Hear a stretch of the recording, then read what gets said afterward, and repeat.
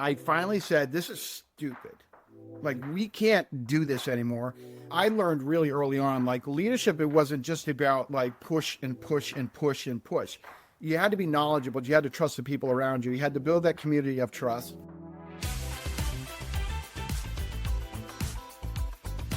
Hey everybody, welcome to the Culture Works podcast. I'm Adrian Gostick here with my friend and co-author Chester Elton, and this is the show where we talk with executives, thinkers, and change makers shaping the workplace of tomorrow.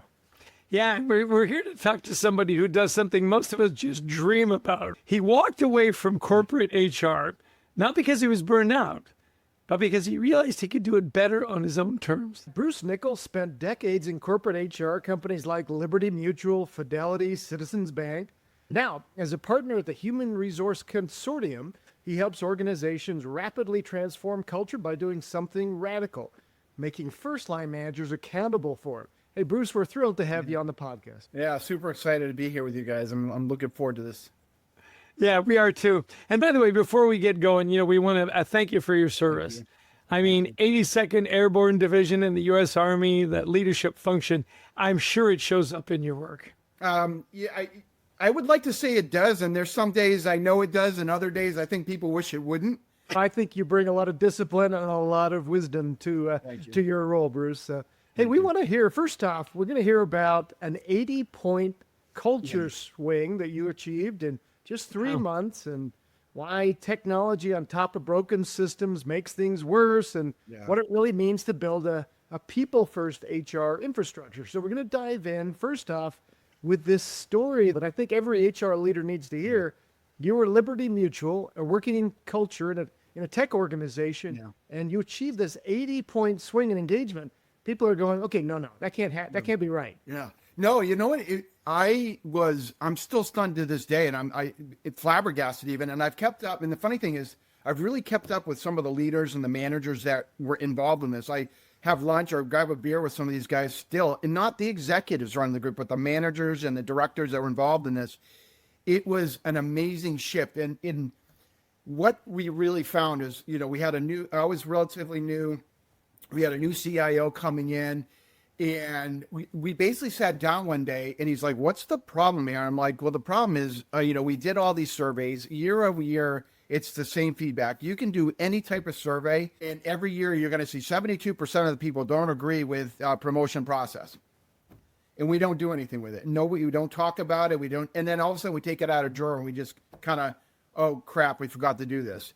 What we ended up doing is he and I went out and we spoke to everybody. Like our first couple months of getting on there was just listening and sitting down with large groups, sitting down in small groups, every facility, every site.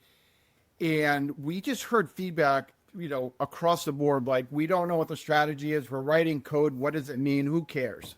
Or, the executive in charge of our division never shows up. We don't know who he is. And we think it changed, but we don't know. But it doesn't matter because he's not here anyway. We have this great architecture strategy and this, engineering principles, but we don't know what that means. So we just write our code and go on our day. And when we sat back, we developed this 5-point plan, and we're thinking, oh, this is going to be great. And we finally paused. And I'm like, we do this all the time. We just push it down, or we make our leaders responsible, go out and do this great work, consult with the HR people and consult with Bruce on the strategy. And we're like, nope, time out.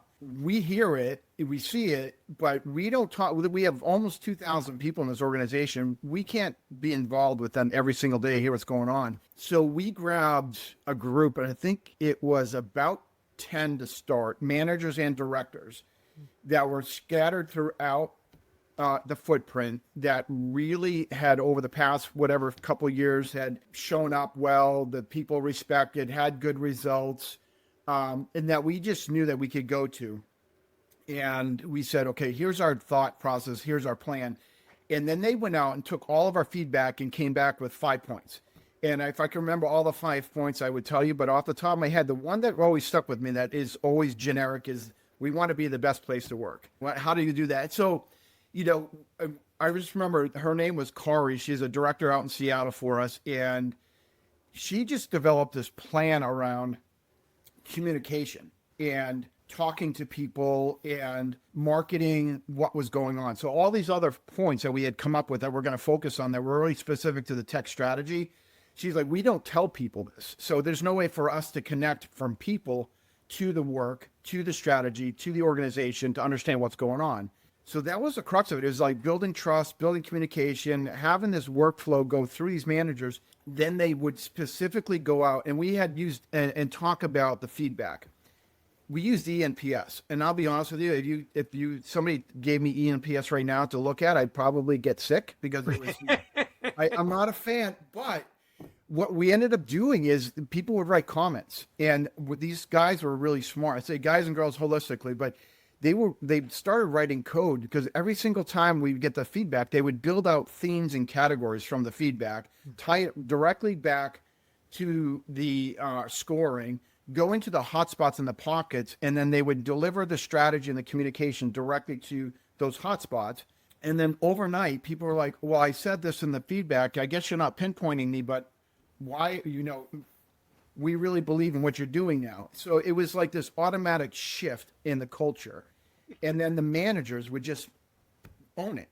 Talk to me a little bit about gathering that information. Were the stories what was impactful? Was it the storytelling, or was it just being heard and people responding? I'm curious. Yeah, yes, and the storytelling is important. And why? Why we're doing this? Why are we building this AI application? Why are we building this tool? Why are we going about this? And then why are we communicating? What is it like? All of that is so important to tell the story behind it.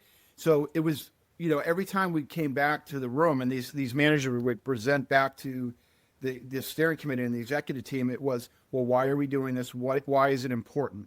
And then communicate why it's important and why we're doing this. And then that ownership directly into the managers of, you've got it from this committee, you have a working group, put into the hands of these managers so they have this story and they can build upon it. So one of the things that you talked about that you found just wasn't working anymore was that top-down culture push, right? Like it's coming from the top, just kind of do it. Talk to me about when you got together. What was that aha moment like when all of a sudden you said, you know what, this isn't working anymore? Who was in the room and what was the emotion? You referenced my discipline and time in the 82nd Airborne Division because it was, for me, earth-shattering when I finally said, this is stupid. Like, we can't do this anymore. I learned really early on, like leadership, it wasn't just about like push and push and push and push. You had to be knowledgeable. You had to trust the people around you. You had to build that community of trust. And the room was like, the CIO plus his leadership team, and some of the extended team, like communications and public relations and finance people and anyone else that was, generally part of that large executive team. And we're going through this, and it was more of we keep doing this year over year over year. Just stop. And it wasn't, and I'll be honest, it wasn't just me saying it. It wasn't me like saying, this is stupid, we can't do this anymore. It was the CIO and I developing that rapport and me putting the words into him and saying, look, this has to be you. My job was to influence and to move on. And I influenced him enough so that he could sit back and say, yeah, you're right. I own this. I'll do it. And I'll push it down. And that changed the dialogue completely over the next, I would say, year. So I remember reading a book, Communicating Change, maybe even 30 years ago now, that said we need to get frontline managers involved in communicating culture, change, etc. We've known this for decades, and leaders don't do this. HR leaders don't push this. Was there a moment that things just started to, is there a story you could tell us that a moment when you went, this is the tipping point? This is when it's really taking hold here. I think the tipping point for me personally was that first push into like a senior level HR role and pulling together a team of people from across the organization that were going to reporting to me in a new process and new things. And I was definitely not the subject matter expert. I was smart enough to know that I didn't know everything and dumb enough to know that I thought I knew everything. That was that aha moment for me in organizationally, like understanding what my role is. And it wasn't to be the subject matter expert. It was to gather the smart people around me to make everything work. And then bringing that into Liberty, I always knew that I didn't have to be or wasn't going to be the smartest person in the room. I never was, and I'm never going to be. But the room's smart, and there were some good talent in that room that knew, and I just had to know enough of where to push. So I always carried that with me. It was like, at some point, somebody's going to have an idea. It's going to be revolutionary, and we need to integrate it, or we need to listen enough. And that, for me, like, I just always felt that way, and I just carried it with me, especially at Liberty. There's a lot of smart people there making really interesting decisions. There's probably somebody in that room that's only been there for a couple of years that should have a voice. What I'm interested in is you've fostered sort of this culture of curiosity, right? It's like, let's ask the next question. There's going to be an idea in the room. Let's make sure we grab it. I was reading a wonderful quote the other day from Albert Einstein. He says, "I'm of average intelligence, but I'm passionately curious." So along that line of curiosity, I'm wondering, you went from like this senior level leadership owns the culture to the mid-level manager. How did you get the senior leaders to give that up? Because that is not an easy transition, right? I'm the CEO, I'm in the C-suite, this is what I do. And you're telling them, say, no, if you want the culture to really grab hold, middle management has to own it. Talk about that transition, and how did you get them to buy in? Yeah, I always hate saying "I told you so." What ended up happening was we saw we had pockets where we had really bad scores, and we knew that if we didn't do anything, we were in danger of like losing tons of really talented software engineering people. When I sat down at one point, and I basically was like, it said to the senior leaders, I'm like, this group right here is broken, and we keep getting the same scores over and over and over, no matter what we do. And we've got this huge shift every place else, but here. Why is that? So why? Yeah. And being able to take people out of their seats, bring them to that environment and say, pay attention. Like, let's go there and figure this out. That was it. Like, let's go listen to what's happening. And this was an interesting group because we were like hiring people from all kinds of like startups and small software shops to do this really specific build.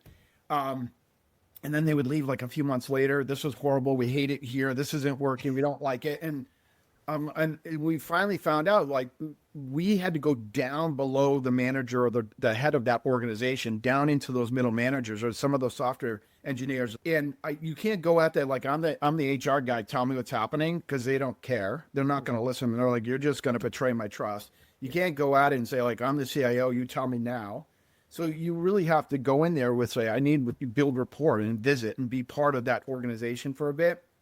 It wasn't that one division wasn't overnight. That was a lot of investigation, a lot of work, a lot of time invested just to dig into some of the root causes of the problems and to make management shifts. It is. I mean, you got to get people opening up. And sometimes, I mean, that's why Chester and I and other people from the outside, and now you get brought in because sometimes, people won't open up to HR, and yet we need to hear those voices. There's a lot of distrust. When you're in a kind of a low engagement environment, we have to start building that trust, as you say, with communication. So I'm curious too, speaking of a curious mindset, you talked a lot about people first strategy, integrated systems, and you said something to the effect of, if you don't have a people first mindset, all the technology introduces is just putting junk on top of things, and you're exacerbating the problem. Help us understand that, because sometimes we feel like, technology is going to fix issues.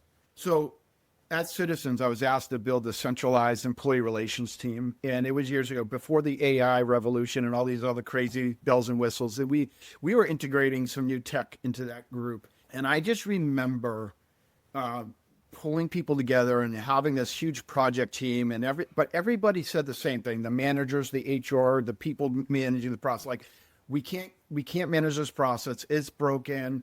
We can't fire anybody. We can't hire anybody. We can't do this. We can't do that. And the process was just so bad.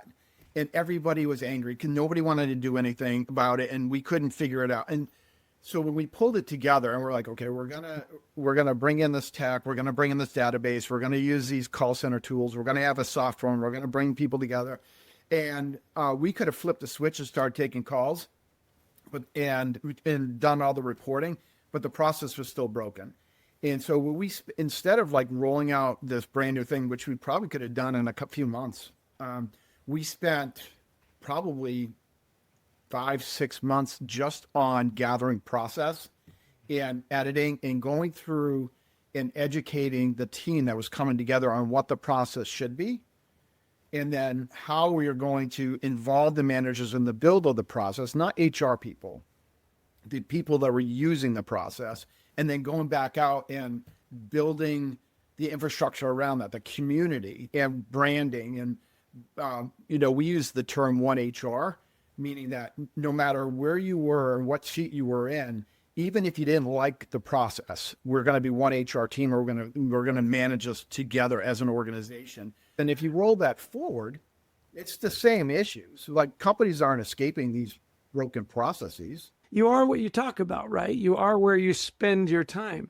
So for other HR professionals and leaders that are listening, what was the problem with siloed HR? What was the big problem there? And why does that fail?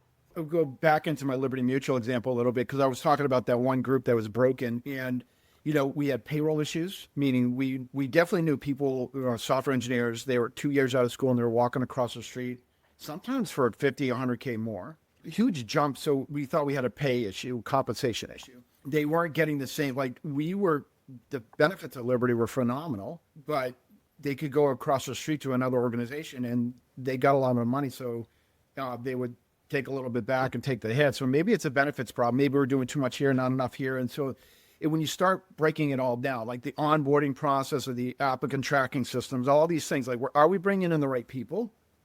We didn't even know if we were doing that correctly, because if they're coming in and they're being evaluated and assessed and screened properly, then they shouldn't be leaving in a month or two, because they know what they're getting.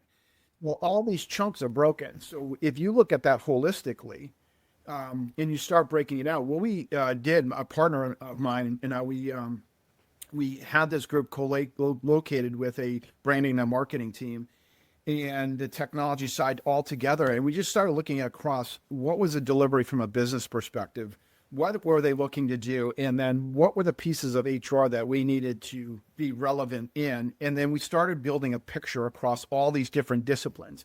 I'm not a comp guy. I don't pretend to be. I don't want to be. I have no desire. But I did know that when I looked at comp, we were off the marketplace. In that 495 Boston belt, we were off dramatically. I knew that in pockets across the country that we were going to be off then. I also knew we had a management issue, and we had an onboarding issue, and we had an issue with screening applicants into the system, because they were, our managers were screening differently than the rest of the organization also. So they were doing something that wasn't gelling with the overall process. We integrated all of that across that map, across all of that, and having that view and being able to sit with an executive team and say, okay, here you go. Here's a full map view of this. So what part do you want to focus in on? Why? Like, why are we going to fix this? Did you chunk it out the way you did it? Like you said, it would composite, or did you do it all at once? Because that would be radical surgery, right? Yeah. All at once would have been insane. I wish. I remember going back, and I think the comp was the biggest driver. So we definitely have to prioritize. And when we actually started looking at this, our initial say, let's change comp and let's look at the structure here in this marketplace for this type of role. And then when you started broadening out, the expense was huge, but on the back end, we got the results from the community, from those engineering groups was huge, because they were like, okay, now you've listened. Our friend Dave Ulrich's Integrated Systems, he's been talking about this for 30 years. Yeah. It's taken people like you to actually implement it. Yeah. And good for you. Yeah. The tech has changed, right? Yeah. The tech, if you take it's kind of funny. If you look at just that philosophy from the 90s, I mean, Clinton was in office. I was jumping out of airplanes. Desktop computers were great. Nobody was talking about Gen AI. Yeah. But the underlying issues were the same. Isn't it interesting? Because Dave Ulrich's work, I mean, it's 30 years old, but the principles have lasted. What's the biggest mistake HR leaders make when they buy their tech? Because it's easy to say, look, I'm going to buy this package. I'm going to get everything. What's the one piece of advice you can say? Look, when you're buying HR tech, remember this. Yeah, don't buy it. Don't buy it. Don't buy it. Yeah, and it's kind of tongue in cheek, but yeah, don't buy it.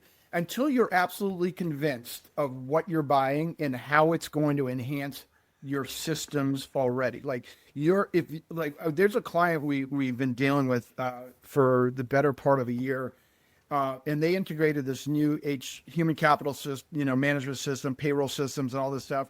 And they keep calling, saying, "I think we need you guys to come in and take a look at this because it's not working right."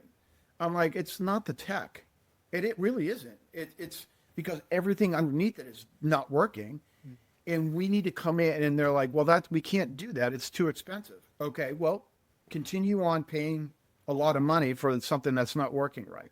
Yeah, and then add that, how much that, it's so funny when you said that, it reminded me of the old, YouTube video where the guy goes into his counselor and says, he says, "What's your problem?" He says, "I'm an alcoholic." He goes, "Well, stop drinking." He goes, "That's it?" He goes, "Yeah, just stop. No. Just stop." What's the problem with HR tech? Don't buy it. Well, so that leads us to our third segment is that walk us through.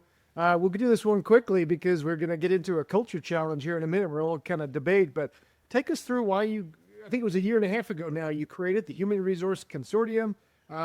Take us through why you created it, what it looks like, who you work with. Yeah. So the Human Resources Consortium, I jumped on almost a year ago. And the rationale behind that was I met Regan Traub. She was the founder of this for 30 years, and she's been doing it for 30 years. She's a big fan of Ulrich. I think, she said, I have every single one of his books, some of them signed, and I've met him a couple of times. I'm a fan. And at first I was like, I don't know what that means, but fine.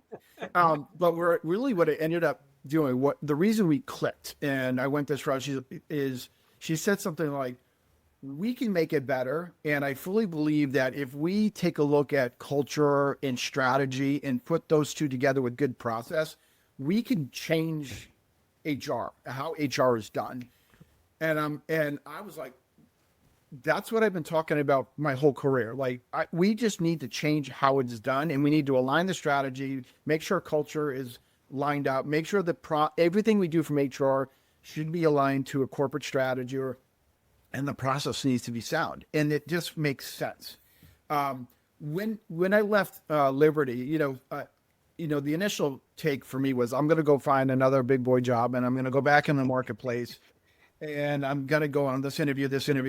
And I kept walking away from these interviews, and I'm like, I'm one of like 1,000 people they're talking to. I'm one of 100 that they're going to bring in. I'm one of 50 that's going to get a first or a second round. And I'm like, do I really want to do this? I'm at a point in my career where I don't care enough anymore. Like, I want to be part of the organization. I want to fix it, and I want to walk away, and I want to pass on the knowledge, and I want to move on to the next one. And I want to make the organization better. And then I don't want your HR job. I don't want to walk in and take your role. I want to make you better at it. And if you could take a little bit of knowledge from me, a little bit of wisdom, call it whatever you want, and integrate it into what you're doing, and I can make you better, fine. I win. I'll go do something else. So when do you know it's time to leave? Like, when is that point where you say, look, I'm not, because some consultants say, hey, look, I've been consulting with this company for 15 years, and you kind of go, when does it end? You walk away. So when do you know? When is the right time? I had a client some years ago, right before, because I was on my own for a short period of time, and before going to Liberty, and it was a CEO that I knew from Waste Management. I was the head of HR for Wheelabrator Technologies, and I had left that role to pursue some other things. And he brought me on. He wanted me to be his head of HR, and it was in like upstate, the middle of nowhere, New York. And I had my family was still young and in high school. And I'm like, there's no way. But I'm like, I'll go there every day. I'll fly up on a Sunday. I'll leave on a Thursday. I'll do the work, but I'll do it. I'll build the team. I'll look through all your systems. I'll help you with the succession planning. I'll help you with all the talent profiles. I'll get everything up and running. I was there for like 18 months doing this work, a real long time. The money was great. It was fantastic. But what I finally sat back and I was like, he said, well, I just need you to be here. And I'm like, no, you've got a great person. You've got a great system in place now. You've got a team that's functioning, and it's a family owned business that isn't really going to pay me what I think I need to stay here in the middle of nowhere, New York. And ultimately you're going to get bored here too. So he and I had established such a good relationship that I could have the open dialogue. Right. And I think that's how you know, is that you've got to build that rapport. Don't wait for the customer or the client to say, "Hey, we're done with you." Okay, now Bruce, you've seen HR from every angle. Yeah. Let's tackle now, the three of us, something that we think is really fascinating. Where is HR heading in the next 3 to 5 years? Yeah. Yeah, I think we've seen the this movement towards outsource, insource, third parties, service providers, and I do think over the next 3 to 5 years we're going to probably still see that push for lower cost, centralized systems, and third parties doing a lot of the basics, and I think a lot of people looking to get an HR probably do themselves a favor by trying to figure out how to go down that path so that they have the fundamentals in place. I've seen a lot of large organizations, really start planting senior HR folks at the top of the house and with executives. There's a huge gap there now, where I think to get to those roles, I think some of those roles are probably going to end up being filled by business people that have good instincts around people and culture. And I think that gap in the middle is going to be filled by people like me that want to come in, help you with the problem, and then pass it on to that executive team or that leadership or that HR executive and say, here you go, here's everything you need in a box, and we'll move on to the next initiative. I think we can talk about AI if you like, but from my perspective, the whole AI push is a little dangerous because we're thinking it's going to fix the problem. And really, again, like what we're talking about is that it just enhances broken systems and broken process. So we're going to be really efficient at doing something wrong instead of fixing the house. We're going to get it wrong faster. Is that what Yeah, you're we'll saying? get it wrong really fast. So I can type it into Gemini now and it'll get a wrong answer, right? Yeah. So, Yeah. Yeah. Well, I love what you're saying too about the embedded kind of HR that I'm seeing. I was just yesterday at the world's largest defense contractor giving a talk, and the HR leader there and the division vice president worked hand in hand. They brought me in, but we had multiple meetings beforehand. They were sitting together. They were lockstep. And that HR person I was speaking to afterwards, she's got an MBA. She's business savvy. She knows a lot about, the industry that she's in, as well as being people first, as you've said. I think that embedded idea is what we're finally seeing. Yeah, the people first strategy is so important. And it's funny, we're saying it now. I had an HR executive that I reported indirectly to at Citizens, feels like 100 years ago. But she always said to me, keep the H in HR, like keep the human in HR. And she focused in on that. And that was 2 decades ago. Wow. Like it was there. And I think now we have to kind of keep that people first strategy, like making sure that if you're going to integrate tech, you're going to integrate AI, you're going to integrate whatever into your HR system, that you don't lose the trust of the people that you're working around, because there is going to be impact of jobs and roles and process and things. But as long as we can be transparent and communicative, it works. Excellent. Excellent. Okay, we're going to go to the lightning round here, Bruce. Okay, so here we go. All right. This first thing that pops into your head. Best leadership lesson from your Army days. Oh man. Sergeant Major John Mott, just before I was pinning on my gold bars as a second lieutenant, I said something really sharp and snide and snarky to him, knocked me into the dirt, and pointed a finger at me. He says, "You're not going to get out of this career alive." And people like, well, how is that a lesson? And I'm like, humility. Right, right. Humble decisiveness, being able to make a decision, own your decision, but do it with humility. Excellent. One book every HR leader should read. Don't read any business book at all. So I would say, Team of Rivals by Doris Kearns Goodwin. Brilliant. I love that book. Yeah, love it. I mean, it's got nothing to do with HR, but unless you really step back and think about what Lincoln had to do to be successful at that era in our history and the people he surrounded himself with, that's it was beyond brilliant. Yeah. I love that you're a history buff. So am I. Love it. Yeah. What HR trend are you betting on? I am betting on the outsource, insource third parties being more vibrant and busy. Okay.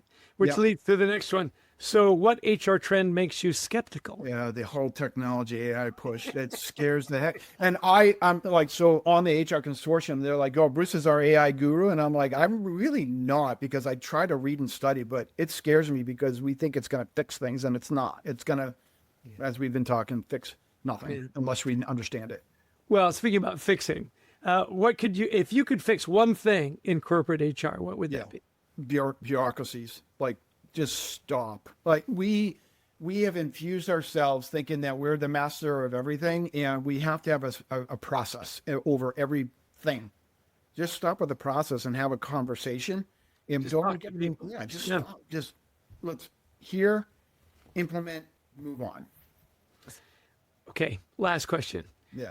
What does culture works mean to you? I really think that if you're going to own, run, lead, and you want to focus on culture, you need to be in the culture itself. Stop managing and leading, be in there and be part of it. Excellent. Hey, if somebody wants to learn more about you or work with you, where would you point them?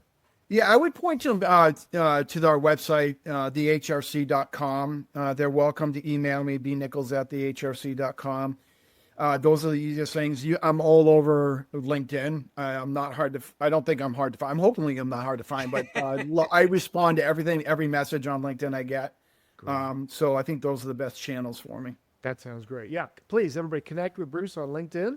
And yeah, thanks again, Bruce, for coming. Awesome. Thank you so much. Send us off. Yeah, a big wrap up here. For HR leaders that are really feeling burned out and put on and overworked and underpaid and all that good stuff, what advice would you leave them with at the end of this podcast? Don't be afraid to step away. Do something else. For me, walking away and spending that time with my wife when I first was leaving Liberty Mutual, I spent a few months just running and playing tennis and refreshing. Well, Bruce, thanks again for joining us. This has been enlightening. Thanks for your honesty and your service, and now your service to HR. So thanks for joining us. This has been a pleasure for us to learn from you. Thank you so much. Yeah, my pleasure. No, it's been great. And thanks for everybody who tuned in and listen. We've got pages of notes. I'm sure you do too. You get 2 or 3 good ideas. It was worth your time. Bruce, you've been a delight. Thank you very much. My pleasure.